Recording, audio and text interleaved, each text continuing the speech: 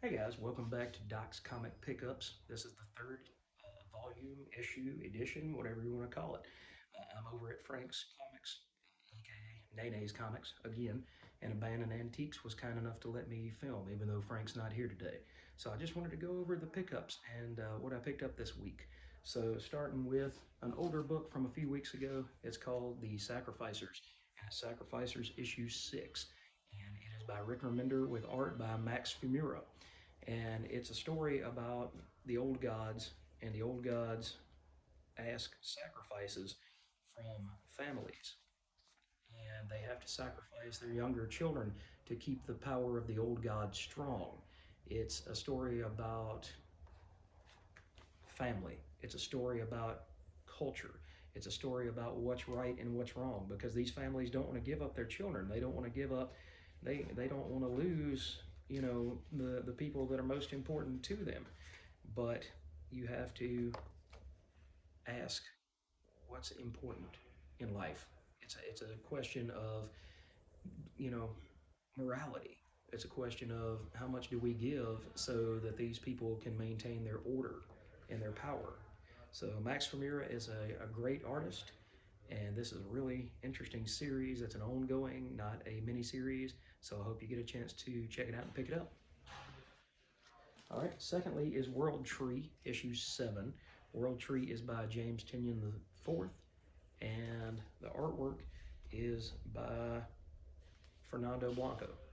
And World Tree is a story talking about the undernet. The undernet is like the dark net where they have deaths and snuff films and things like that, that just stuff you can't really talk about, things that are taboo.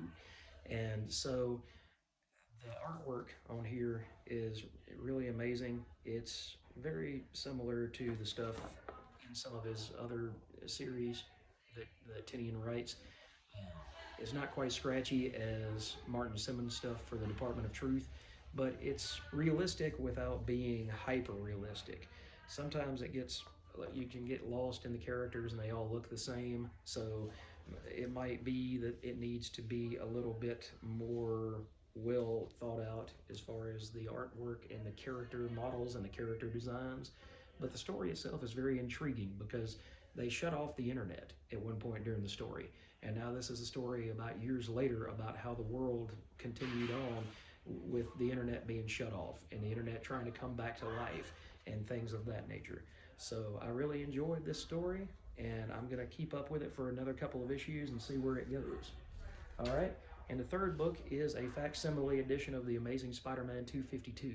It's by Tom DeFalco and Ron Friends, and it is a true facsimile edition. It shows all the old ads that you would have got in the original issue from 1984, but it's presented on white glossy paper, and the colors just pop so much more than the original book.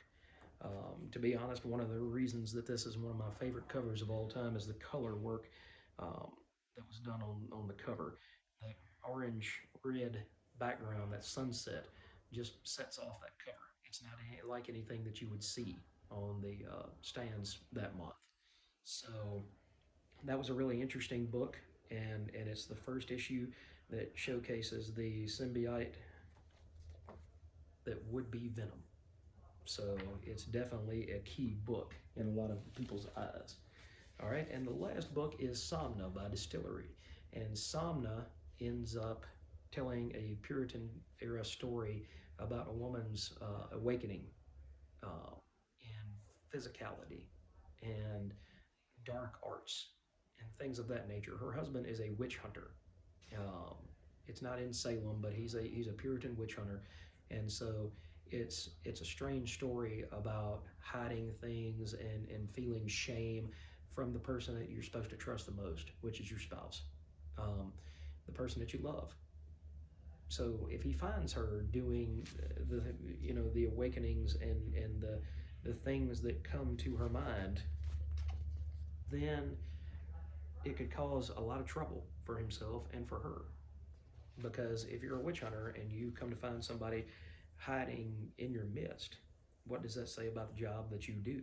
Now, I can't show you too much about the artwork in this book because it's extremely graphic in areas, but it's it's a really interesting art style.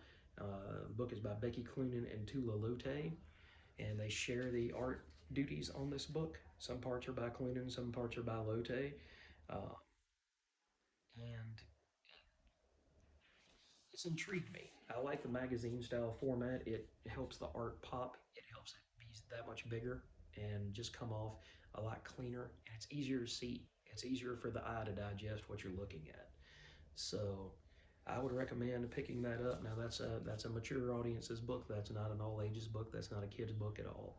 So, but I would recommend checking it out just to, if you like stories that are different, if you like stories that are not just superheroes, if you like stories that have heart, check out these distillery books. These distillery books, in my opinion, have been really well done.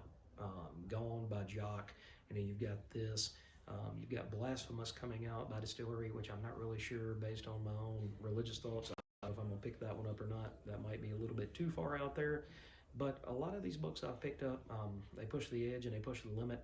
But in my opinion, they push it in the right ways, and they push it in the good ways.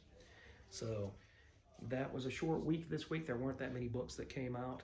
But thank you for watching. I appreciate your time. I hope you enjoy the video just like you've enjoyed all the other ones. Thanks for liking and subscribing. This channel is beginning to grow. I love that. I love these comics. I love the history of these books, and I love telling these stories. And I love the storytellers that are telling these stories now. But I love sharing these ideas with you guys. So thank you again for watching. Hope you have a great night. Like and subscribe. We'll see you in the next video.